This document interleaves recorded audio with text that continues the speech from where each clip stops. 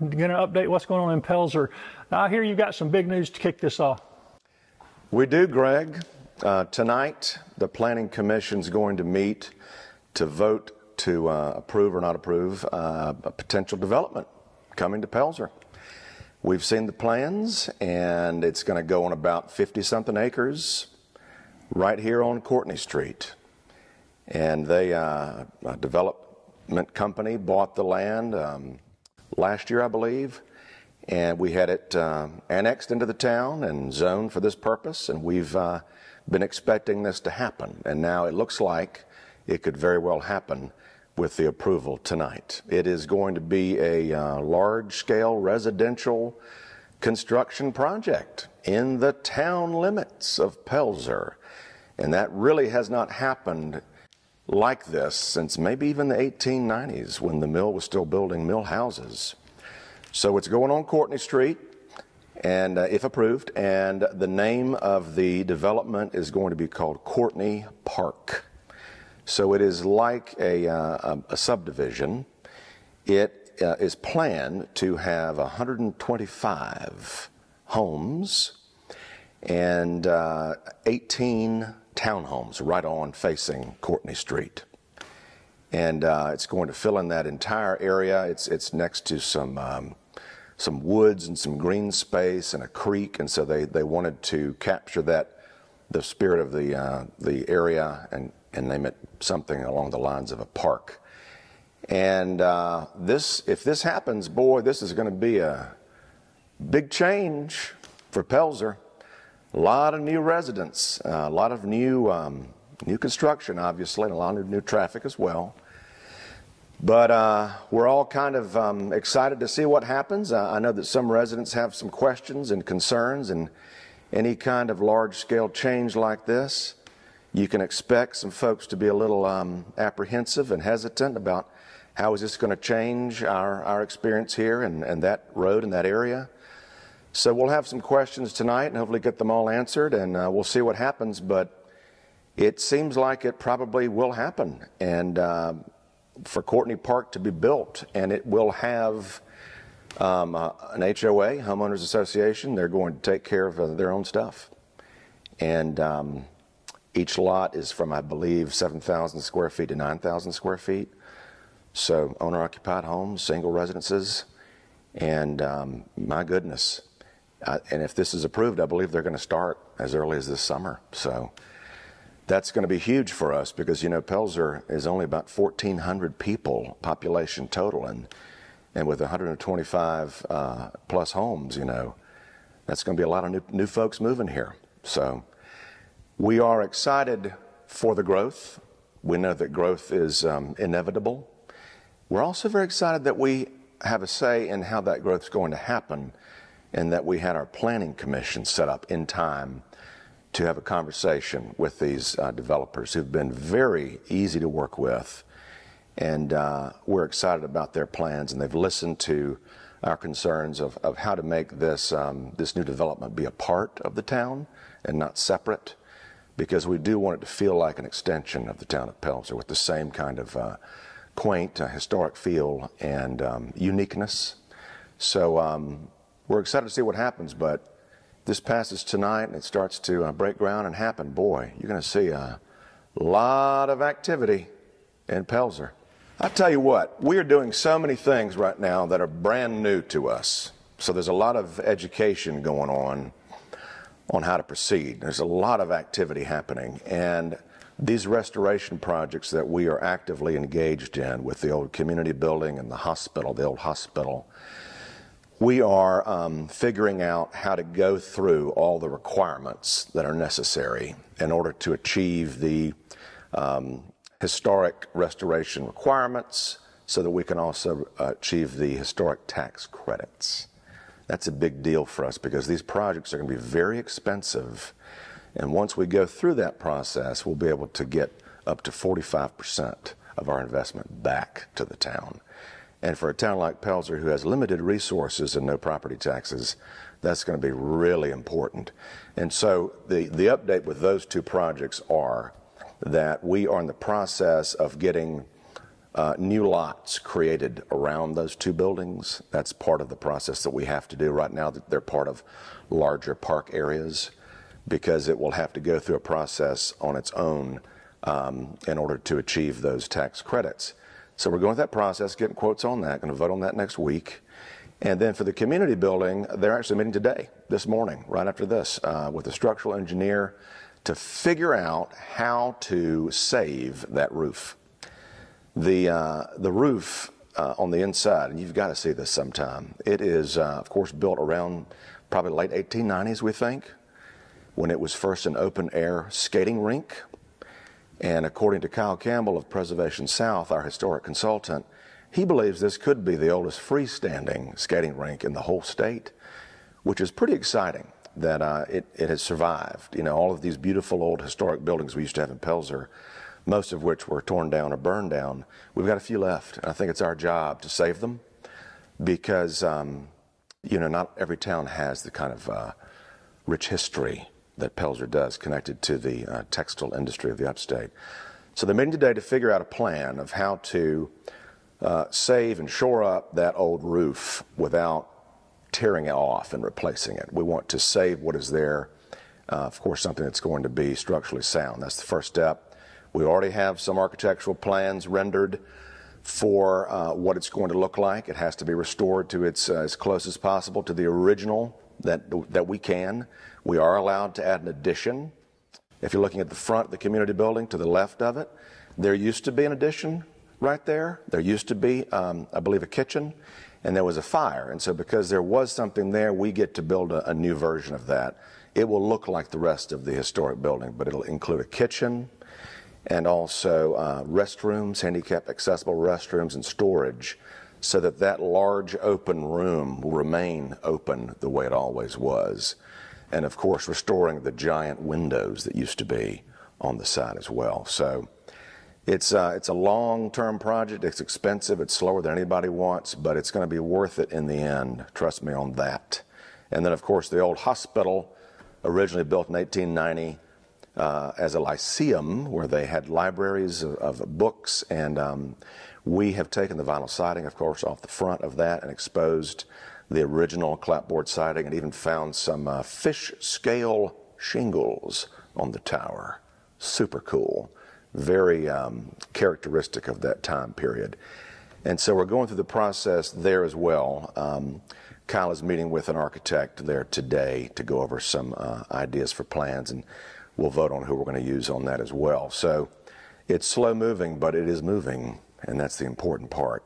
We're incredibly excited about saving those two structures, and also one day the gym, the historic Pelzer gym built in 1922. And I'm hoping, fingers crossed, I'm hoping that we'll be able to get some support from the great state of South Carolina for the restoration of the old hospital, because our plan is to make that into our new town hall and be a municipal center for Pelzer and its residents. And it is a one-of-a-kind building. Kyle tells me that there's no other building like that anywhere in the state. So it is unique to us in the world, and it is our job and responsibility to preserve that. And because it had such unique characteristics, it's going to be incredibly expensive. And so I've asked for some help from the state of South Carolina. We've not received any major appropriations, as other communities in this county have in the past, in a very long time. So I'm hoping that we'll get some good news maybe around June, that we'll get some support from them. Our Anderson County delegation has always supported Pelzer to the fullest extent, and we are so blessed to have great representation with Ann Thayer and also Mike Gambrell. And I've asked for $500,000, which is only a part of the whole cost. It's going to be very expensive.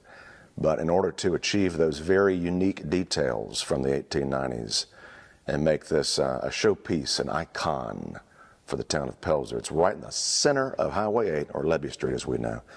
It's going to be something that people will drive by and kind of turn their heads like, whoa, what's that? What's that? Well, wow, you know. So I'm super stoked about that, and I can't wait to see some real progress on it, and we can see some construction happening. So if you go down the street down here, the old drugstore on the corner of Levy and Courtney, There's a family, the Walters family, who's been working on that for a while now.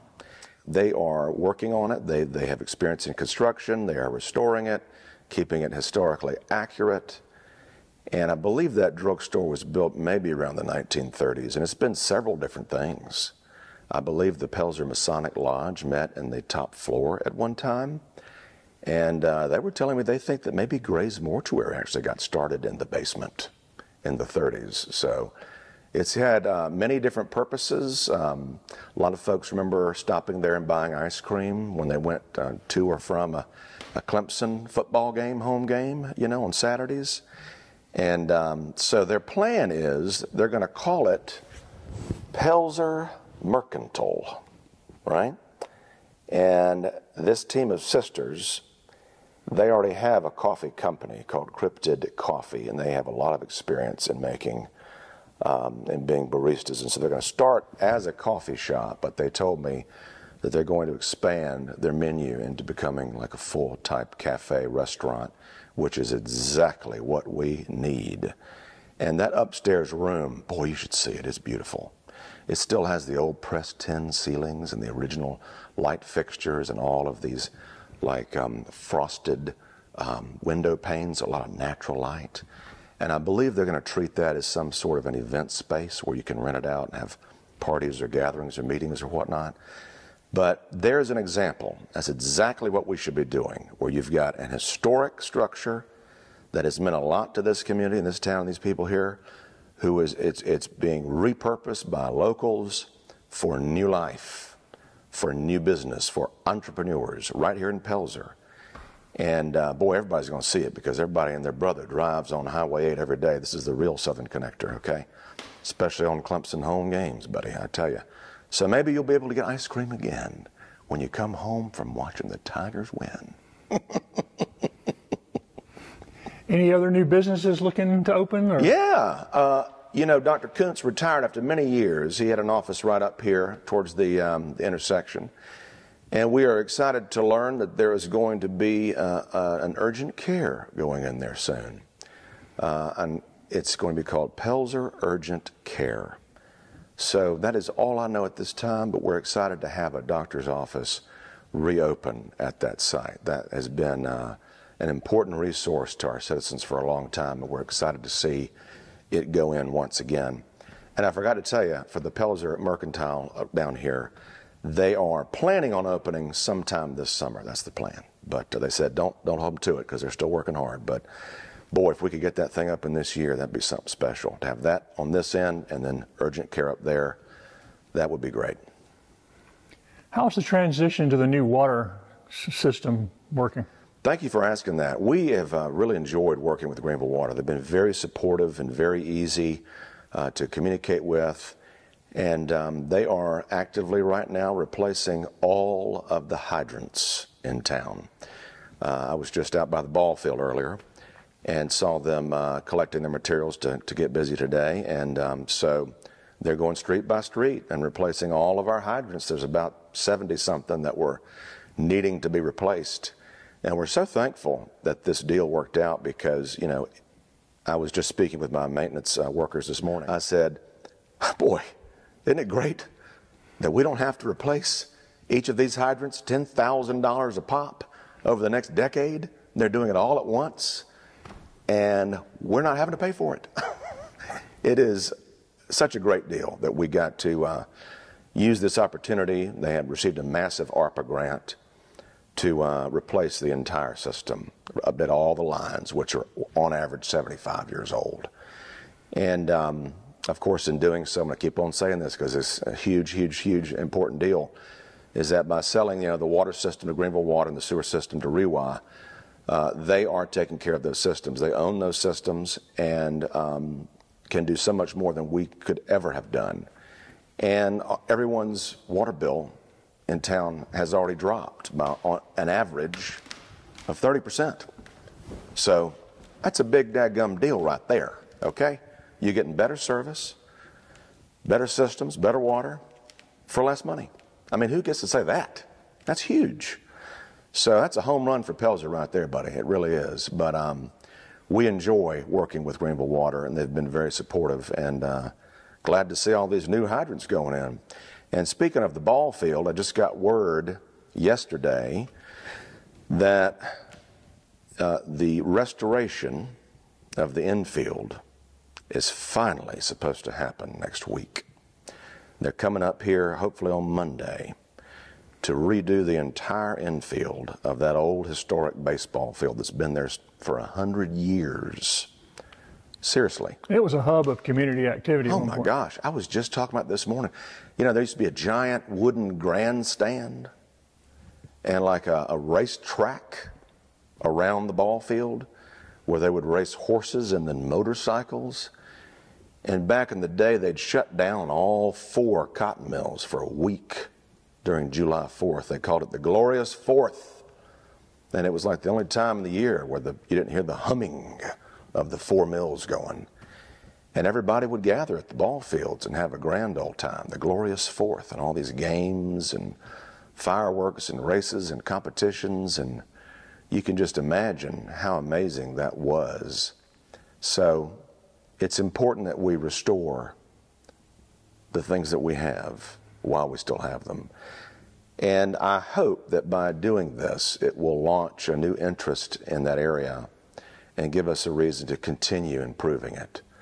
You know, someone asked last night, they said, well, you're spending all this money on this thing, and who's going to use it, right? Well, we do have a church that's been interested, and hopefully there'll be some more folks. And right now it's just basically first come, first serve. But I told them maybe we should plant some corn and call it the Field of Dreams. If you build it, they will come. Hey, there's a connection there because, you know, Shoeless Joe Jackson was in that movie.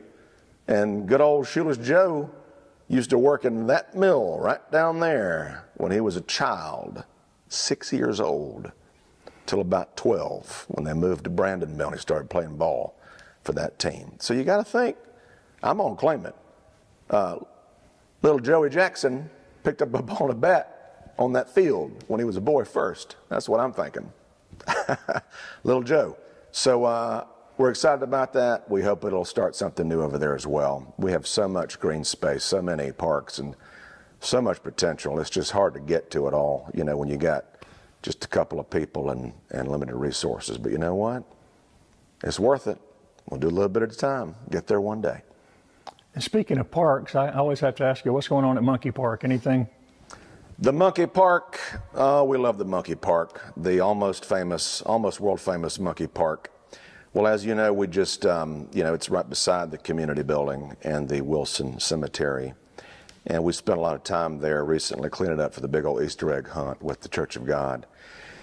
And we always have plans for the Monkey Park and trying to improve it. It's got such potential. And folks have been telling us they appreciate the fact that we're working on it and trying to keep it up because it had been neglected prior to that for many, many years. And there is a master plan in progress that was paid for by the county, and it's a really good master plan. And we're just waiting for that to be completed. I think we're waiting on some funding. I believe that's what I was told, but it will be. I think again, as more people return to the park, the demand for things will increase and give us a real reason to make some major changes. Like right now, those old bathrooms are not operable. They've been vandalized. They're too small. They're not handicap accessible. So I would think the next thing to do is to figure out how to create, either upgrade those or build brand new ones for the 21st century and have a plan for that if the demand is there. And that's the thing. You can't just build a bunch of stuff if nobody wants to use it.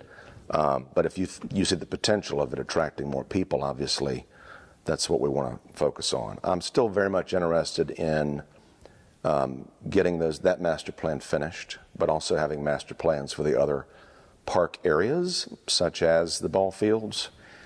And I've talked about this at length before, but I think we're actually going to be able to make a move on it this calendar year. And that is the big parks conversion, especially now with the interest on Courtney Street.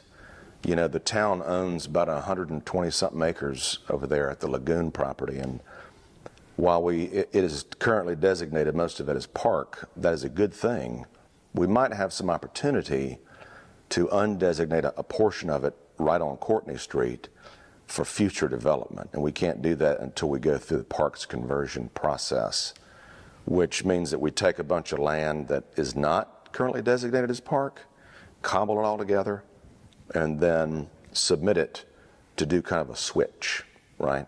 So that areas that could be prime for development could be undesignated as park, as long as we replace it with land of equal or greater value. That's the rule, that's the system, and it goes through Columbia and then all the way up to the National Park Service. So it's a 2-year process. So it's one of my main goals is to get that process rolling this year. It's very important because, like I said, it's a 2-year wait process. So there could be someone that comes along after Courtney Park is built and say, oh, I got a great idea for this. And we say, oh, I'm sorry, it's got to be parked for 2 more years, you know. So I'm just trying to set the stage for what's coming. You know what I mean? And that's the tough part, because you can't see it immediately. But if you can believe in that vision, and if everybody here can just, you know, get together, get behind us. More hands makes lighter work, right? So if we all can just work together, it'll get done quicker instead of you know, complaining about it on Facebook. Y'all know what I'm talking about. For people who, we have a lot of new people here and they're not familiar with the history, but a lot of people are familiar with Pelzer because of the Middletown Players. I mean, that's what you hear from people, and where the Middletown Players Theater is and everything. Yeah. The COVID era was a huge hit. Are y'all recovering from that, and how are crowds coming back? And that's a great question. Yes, to take off my mayor hat and put on my Middletown Players hat, because they are separate. We received 0 funding from the town of Pelzer. Very separate entities, just make that clear.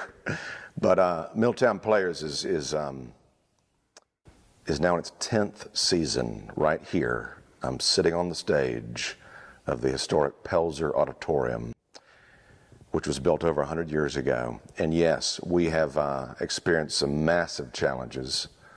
The pandemic shutdown, of course, was the absolute worst.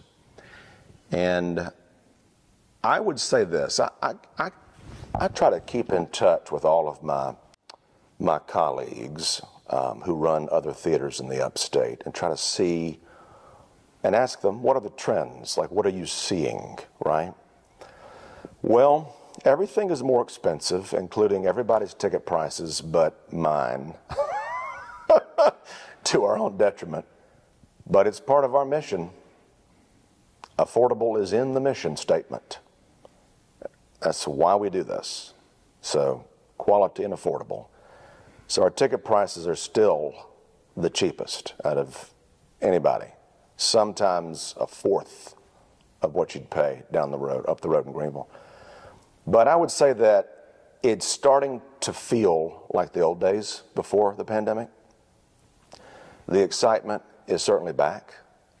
I think that in general, people's habits of what they choose to do with their free time and going out have changed. The world has changed a little bit, and folks have more options to stay at home.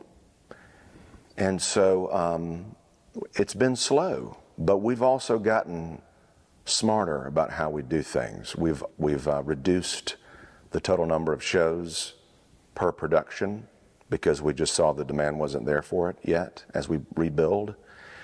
But for example, the show we're doing right now, which opens at the end of this month, it is a very popular themed concert that we did 2 years ago that they wanted us to bring back. It's called Under the Boardwalk, Back to the Beach. It is a concert of beach music hits. And what I've done is we went through the whole set list and we picked the songs we could not do without. So we kept 15 of the original, like 30 songs, and we've added 17 new ones. And so it is going to be a remount, but it's going to feel very different.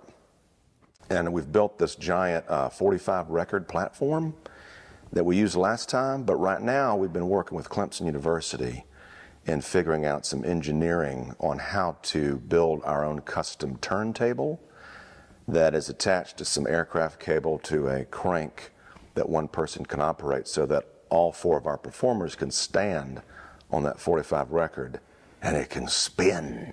Finally! We're going to spin that record, baby. We're doing it. So that's going to be fun. But as you can see, we got our vintage Myrtle Beach postcard behind me. We're getting in the mood of going back to the coast and celebrating our state popular music and our state dance, beach music, and the shag. I mean, come on. Nothing could be finer, as they say. And I'm very happy to share that the interest and excitement for this show is increased and is such a big deal that we've had to add a 3rd weekend of shows. So we've got 3 new shows we just added in May. It's Mother's Day weekend, but we're not performing on Mother's Day. But that's exciting to be able to go back to the 3 weekends instead of back the 2, which we've been doing. So I hope it's going to be a hit, and I think that it will. I think it'll make a lot of people really happy. You know, there's nothing better than making a big old room full of people happy with the music they grew up with, played live and performed live right in front of them by some of the upstate's best musician talent that we've got and we can find. So it's going to be a lot of fun, and you're right, people come to Pelzer from all over. We typically bring in folks from all over the state, even in North Carolina and Georgia. Usually on average about 30,000 people a year come to Pelzer to see a show.